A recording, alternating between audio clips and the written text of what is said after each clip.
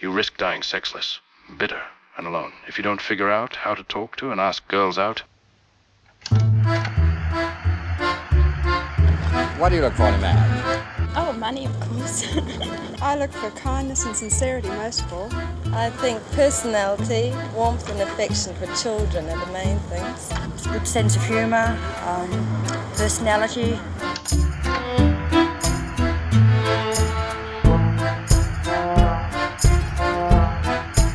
This is purely scientific based, and I do not in any way advise you to follow this advice. All this information is taken from various human behavioral studies and simply outlines what women tend to select for in mating partners. Most of this sex selection is subconscious, so please don't just assume women are misandrist, dollar-obsessed baby machines. The Bateman principle outlines that the potential reproductive success of the female zygote is much smaller than that of a male sperm. They are less in number, and thus women have to be selective in who they mate with due to having to invest more time and somatic effort into an offspring. Sperm, due to their number and taxonomy, are less expensive than zygotes. Because of this, women tend to be more choosy in picking a mate and pick mates according to potential success of offspring in relation to genes or resources. This basically means women choose between a trade-off of the following traits: attractiveness of a male, resources of a male.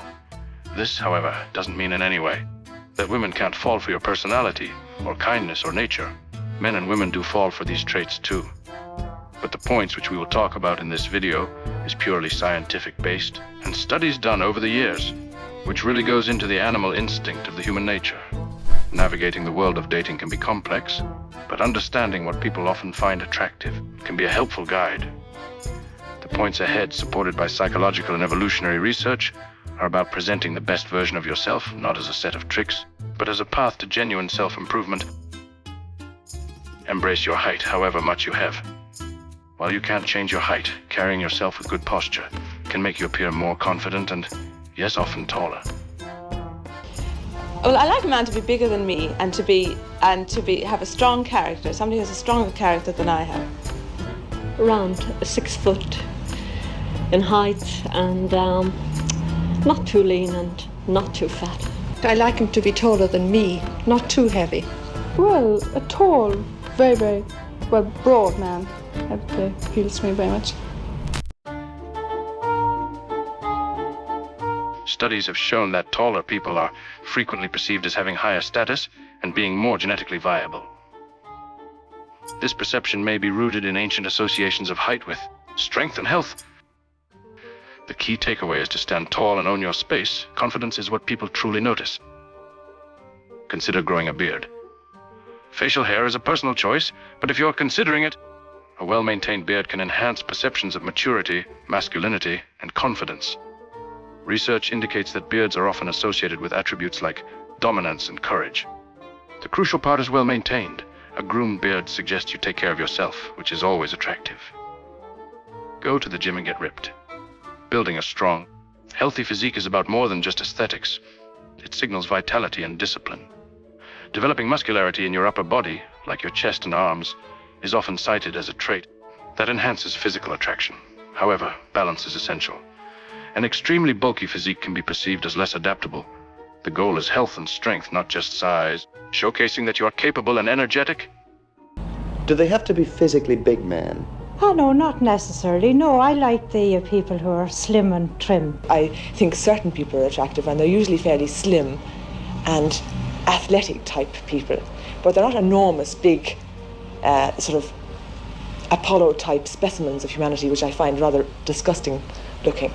Not very muscly, which I think most Irish men are very brawny and, ugly looking, but I prefer him to, if he had large bone structure, to be just fairly well covered. Not too fat, not too well built, not too muscly. Well, I don't like them too fat or muscular. I think it looks a bit vulgar and overfed. I like them thin and sort of well built. Take risks. A willingness to step outside your comfort zone and take calculated risk can be appealing. This doesn't mean being reckless, but rather showing you have the courage to embrace new experiences, whether it's trying a new sport, traveling, or starting a project.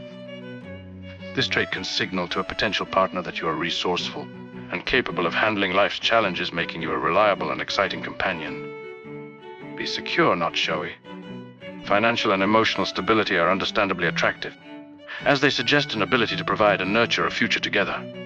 However, the way you display this matters. Flaunting wealth can come across as insecure. True attractiveness comes from quiet confidence in your stability and your ambitions, not from flashing expensive possessions.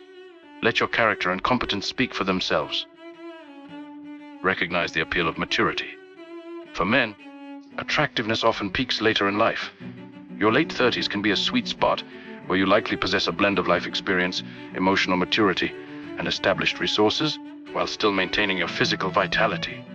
This stage of life projects a sense of knowing who you are and what you want, which is a very compelling trait.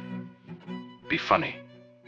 The old adage about laughter being the way to someone's heart has truth to it. A good sense of humor is one of the most frequently requested traits in personal ads. Humor is a sign of intelligence, empathy, and social skill. It shows you don't take yourself too seriously and can navigate life's ups and downs with grace, which are excellent qualities in a long-term partner and parent.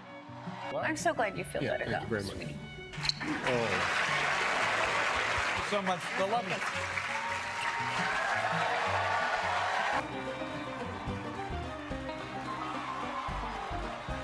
The thing is, I've been deeply in love with Stephen Colbert. For real?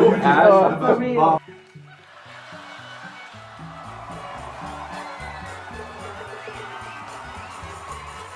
Be smart, or at least well-educated. Intellectual curiosity and education are highly attractive. Being knowledgeable or skilled in your field demonstrates cognitive ability, which is linked to problem-solving skills and social success.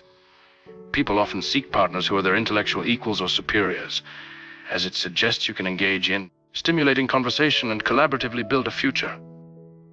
Be powerful.